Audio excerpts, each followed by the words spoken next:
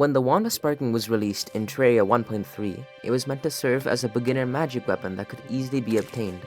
The only problem was that it was straight garbage. It had a low base damage of 8 and rarely crit as well, which made it pathetically weak when it came to anything other than a slime.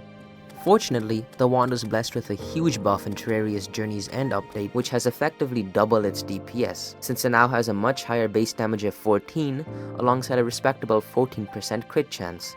This now makes the wand viable to use in game modes other than classic mode, and it's even strong enough to use against bosses. But this buff now raises a different problem, being that the Wand of Sparking actually became too strong thanks to these stat changes, since when we compare it against the Topaz Staff, a weapon that's arguably harder to obtain, we can clearly see that the wand is able to keep up with the staff in close range combat. Sure, while it does have limited range, it does have the added benefit of being able to pierce, a fact which makes it hard to recommend the Topaz Staff over the Wand of Sparking. Yet, despite the fact that the Wand of Sparking is now quite a strong starter magic weapon, this would not be the end for the wand, for just a few years later, roughly 2 years ago, the wand would receive 2 more buffs which would go on to make it the strongest pre-hard mode weapon in the game. In update 1.4.4, the wand received a hidden ability that only activates under very specific conditions.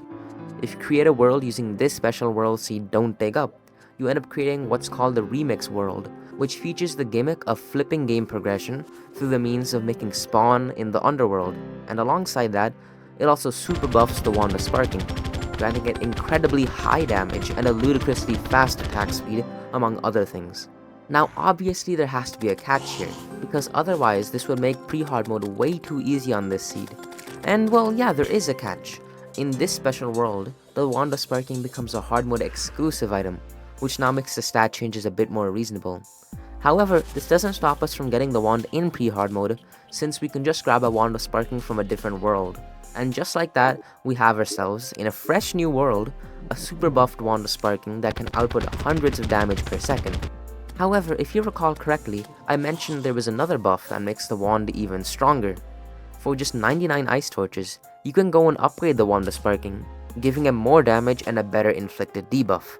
The resulting weapon, which we have right here, the Wand of Frosting, is so powerful it can literally carry us through the entire game, and we've just started this world.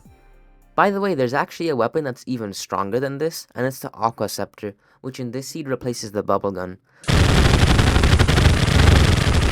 If you can manage to get an Aqua Scepter from another world and bring it into this one, you'll have yourself a post-Duke Fishon weapon before you even kill the Wall of Flesh.